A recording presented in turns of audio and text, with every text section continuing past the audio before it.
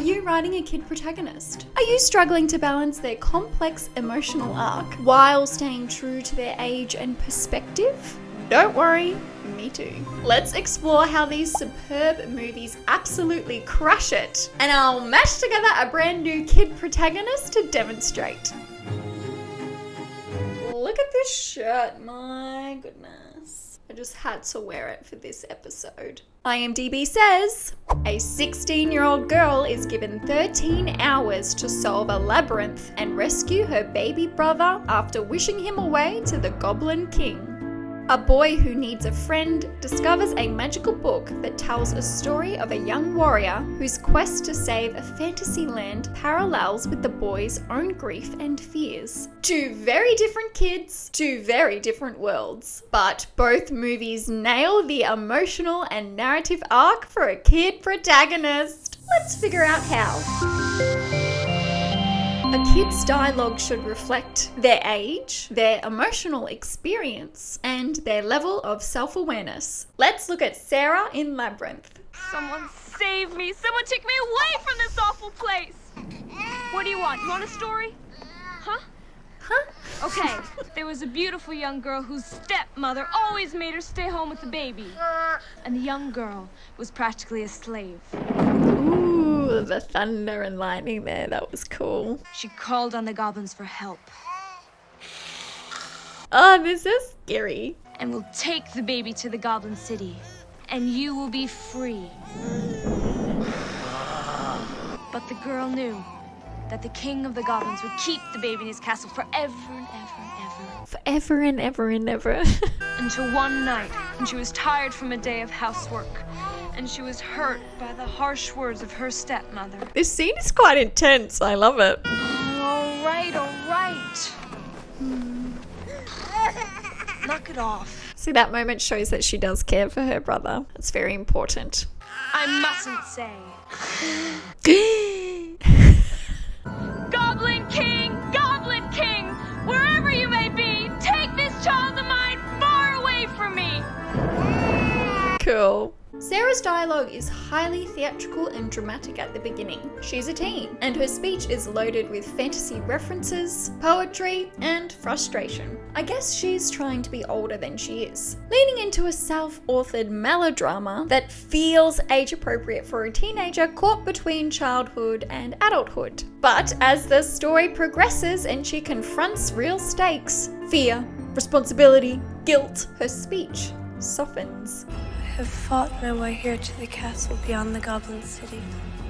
For my will is as strong as yours. And my Stop!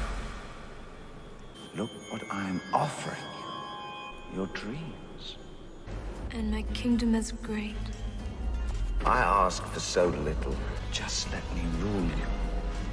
That's asking for a lot. Kingdom is great. Oh, she can't remember it. Damn. I can never remember that line. Love me, do as I say, and I will be your slave. Come on, Sarah. Great. You have no power over me. Have no power. So disappointed. Ah, fuck, another one's figured it out. I mean, that line is iconic for a reason. It's her moment of emotional clarity. A powerful shift from reacting to owning her choices. Anyway, she becomes more sincere, emotionally grounded, and direct. Still imaginative, but less self-indulgent. I've been there. I was a very, very imaginative child. I think some of my childhood friends are still traumatized by the stories I used to tell. Sorry, Annie, Anna, and Helena. Hot tip. Think about other forms of self-expression that you can use, not just talking. Labyrinth in particular is all about the little details, like the theatre clippings in Sarah's room to her medieval-inspired outfit. Things like this add to Sarah's voice, don't you think? Now, Bastian in the NeverEnding Story is quiet and introspective. Morning, Bastian. Morning, Dad. I love that they keep showing him trying to open the jar. That reveals character very well. I had another dream, Dad. About Mom. we have to get on with things, right? No.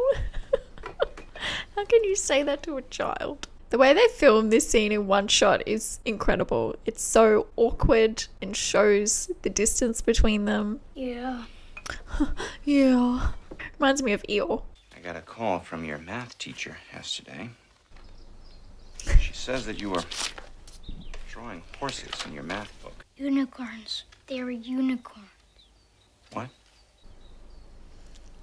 Nothing. He's a little bit annoyed that his dad doesn't know what a unicorn is. Fair. I'm offended. And I'm very disappointed that you didn't even try out for the swimming team. That's a bit harsh. Now, Bastian, you're old enough to get your head down out of the clouds and start keeping both feet on the ground, right? No, not yet. Stop daydreaming. Start facing your problems. Okay. Okay. Perfect setup for his journey. His dialogue reflects someone deeply in his own head. His vocabulary is simple but full of emotion. Grief for his mother, fear of bullies, longing for escape. He speaks less than Sarah, but every word carries emotional weight. As he becomes more immersed in the book, and eventually the story, his voice grows bolder because he starts to believe in his own importance. Oh, the story's so cute. He has suffered with you. He went through everything you went through. And now, he has come here. With you. He's so confused. What? He doesn't realize he's already a part of the NeverEnding Story. They were with him when he hid from the boys in the bookstore. But that's impossible! What will happen if he doesn't appear? Then our world will disappear. Oh god. Pressure. He simply can't imagine that one little boy could be that important. One little boy could be that important. Ah. Is it really me? I tell you no! I'm so stressed right now. Why don't you do what you dream, Bastian? But I can't. I have to keep my feet on the ground. Call my name. I'll save you. I will do what I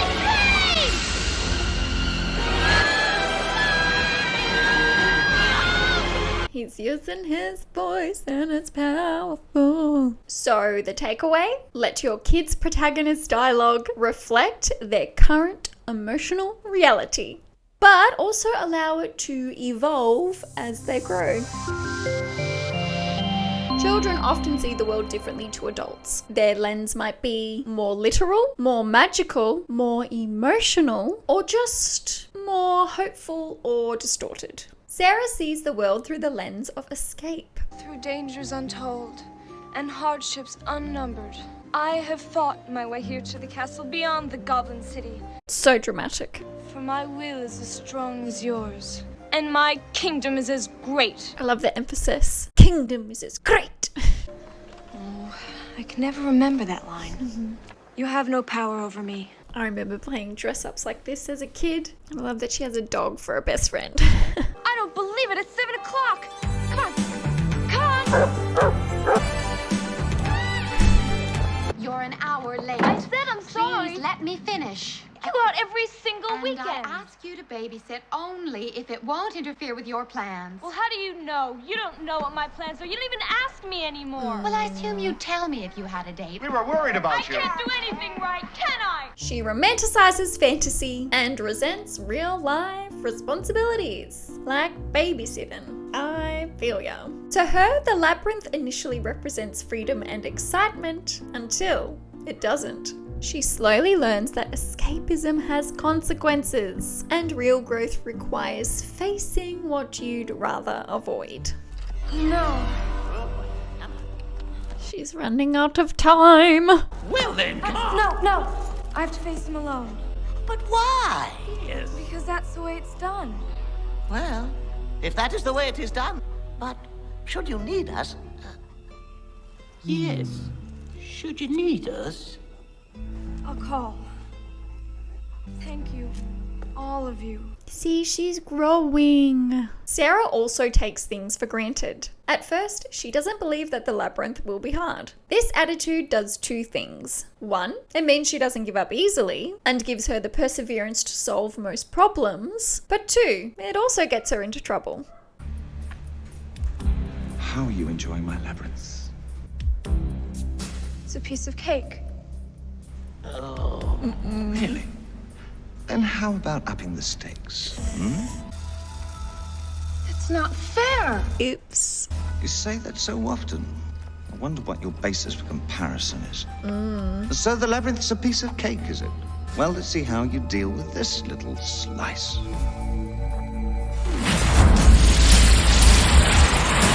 She just made things extra hard for herself. The cleaners! What? Bastian sees the world through grief and fear. He feels powerless. But the act of reading, immersing himself in a story, is his emotional coping mechanism. I have been there. And this is brilliant. The fantasy world of Fantasia literally reflects Bastian's inner world. He is our only hope. His name is Atreyu.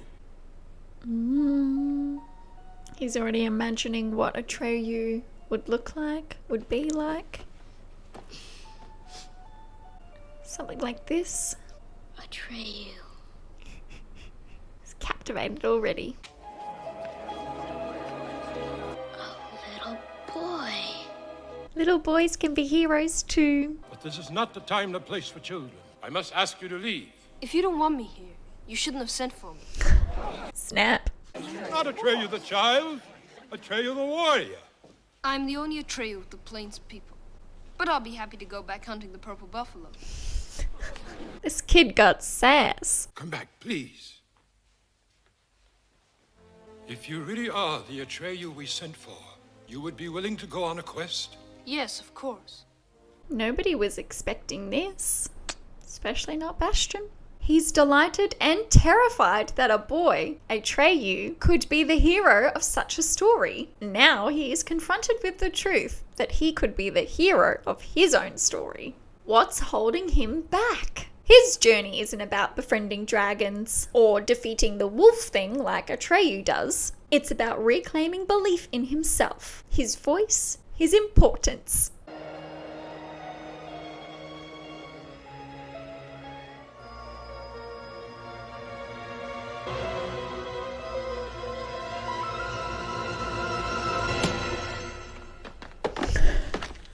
Just throws the book. This is going too far.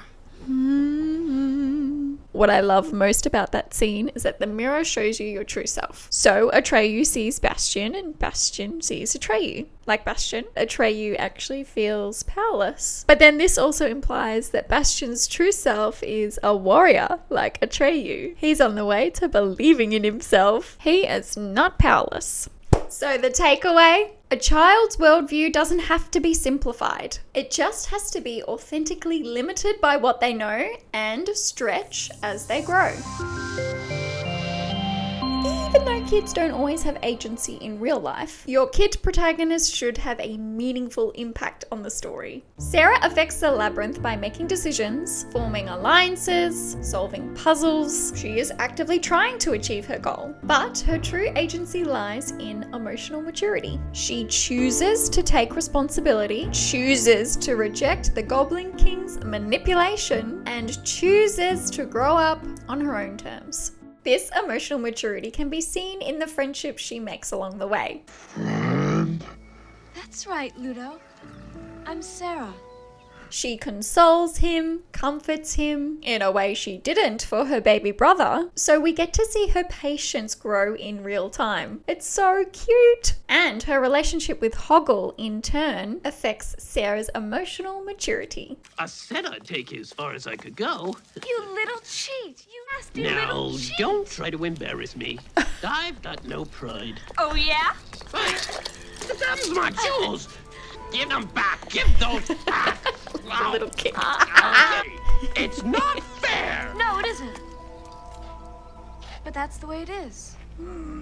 Through him, Sarah learns that life isn't fair and that compromises and tough decisions must be made. But more importantly, Hoggle teaches her that those we care about may betray us. I'm not asking to be forgiven. I ain't ashamed of nothing I did. Sheriff made me give you that peach. I told you I was a coward. I forgive you, Hoggle. You do? You are a valiant man, Sir Hoggle. I am. Hoggle and Ludo friends. Here are your things, Hoggle. Thanks for your help. Well, what are we waiting for? Yeah. This movie's so wonderful. I honestly think the only way Sarah could forgive herself for sending her brother to the Goblin King is because she shows forgiveness to Hoggle first. Bastian begins as an observer. He's passive, reading. But as the movie unfolds, he becomes an active participant.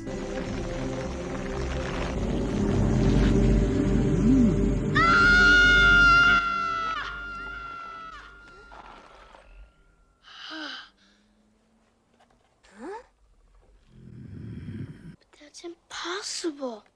He couldn't have heard me. His agency comes through his belief in the story, in himself. This journey is externalized through his interactions with the attic, believe it or not. Attics are so creepy.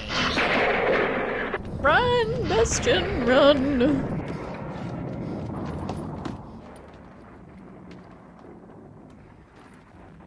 No. Atreyu wouldn't quit now.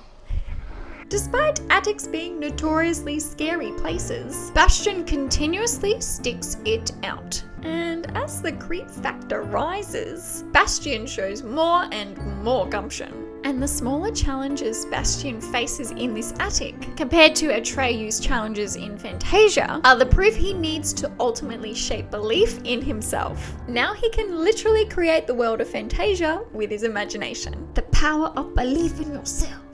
What are you going to wish for? How many wishes do I get? As many as you want. Really?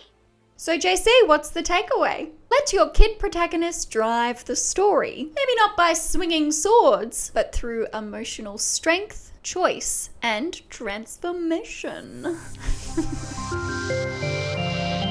Is your kid protagonist resourceful in an age-appropriate way? Let's look at Sarah in Labyrinth. She's quick on her feet and uses whatever is around her to solve problems. Like when she pulls out her lipstick to draw arrows on the labyrinth ground to mark her path. Genius. It's such a small thing, but it's smart and totally believable. The audience doesn't bat an eyelash because it makes perfect sense for a girl like Sarah to have lipstick in her pocket. And when she's faced with the talking door knockers, It's very rude to stare. Oh, Don't talk with your mouth full. wait a second. I said it's no good talking to him. He's deaf as a post. Ma'am? Search me? We're just the knockers. How do I get through? Huh? Knock, and the door will open. Ludo. so cute. I don't want that thing back in my mouth. What's she gonna do?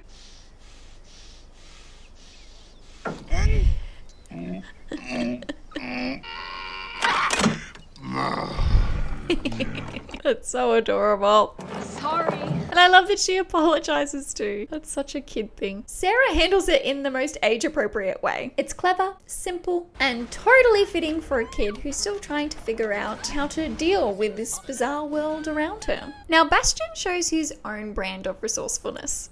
This book is not for you.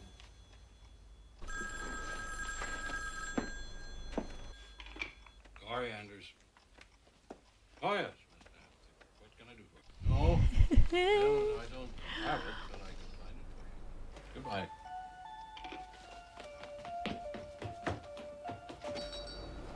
Good job. You were setting him up to do that, weren't ya? That's so sweet, leaving a note. Got it up his shirt, very resourceful. Climbs up on the chair, also very resourceful. Math test. Ew. Yeah, get away from that quick, smart.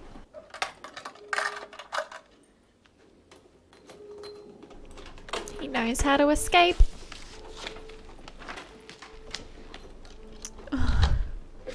I love that little detail that he nearly forgot about the key, but he remembers.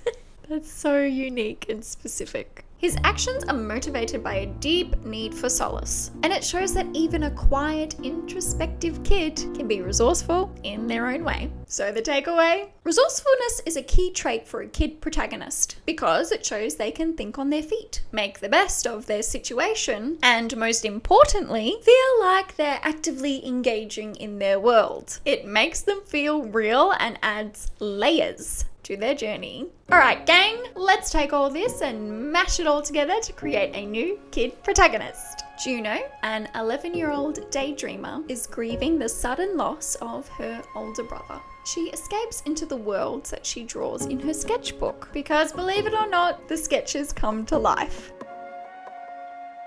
Juno's dialogue is initially hesitant, much like Bastian. She's withdrawn, emotionally closed off, using references to her imaginary world rather than addressing the pain directly. Early on, she might speak in fragmented sentences, focusing on abstract concepts like what if or maybe. So she's trying to hide behind her drawings the same way Sarah in Labyrinth uses dramatic and theatrical language to push away her feelings. But as the story progresses, her dialogue shifts. She begins to talk about herself more, her fears and vulnerabilities emerging with every drawing. Her voice, once small, starts to gain clarity, mirroring Bastian's emotional growth and Sarah's shift towards sincerity. At first, Juno's worldview is magical and hopeful, as Sarah's is, believing that imagination can solve everything. But as Juno journeys deeper into her drawings, her worldview shifts. Juno comes to understand that she cannot hide from her grief, much like Sarah's eventual acceptance of responsibility. Juno begins as a passive participant in her life, sort of like Bastian. But as she faces her fears in her drawings, her agency grows. By the end, Juno's actions, the decision to draw her brother and say goodbye, literally reshape her grief, making her an active force in the narrative. Juno's resourcefulness is grounded in her age and emotional state, much like Sarah's practical solutions. At first, Juno is unsure and overwhelmed. She doesn't know how to navigate her magical sketches, but later she uses simple but clever methods, like sketching her way out of danger, proving that resourcefulness doesn't have to mean grand gestures or physical strength. Like Bastian's quiet acts of courage, Juno's small but decisive steps are what save her, showing that even the smallest actions can have profound impact. So both Labyrinth and NeverEnding Story trusted their younger audience to understand complex emotions like grief, regret, and love. Follow intricate fantasy plots and feel real suspense and moral ambiguity. And kids got it because kids are smart. I was smart. I loved these movies growing up. So I ask again, are you writing a kid protagonist? Give them authentic dialogue, a unique worldview, real narrative impact, believable resourcefulness, and write for kids like you're writing for people, because you are. Until the next match, bye! Such a hard word to say, Labyrinth. Bastian begins as an observer. That's so hard to say. Oh my god, let's totes. No, Bastian. Bastian begins as an observer. You asked that the child be taken. I took him. I have reordered time. I have turned the world upside down. And I have done it all for you. A little bit creepy, but okay. Dance, baby, dance. Dum, da, da, dum. If you enjoyed this deep dive on kid protagonists, please check out this video.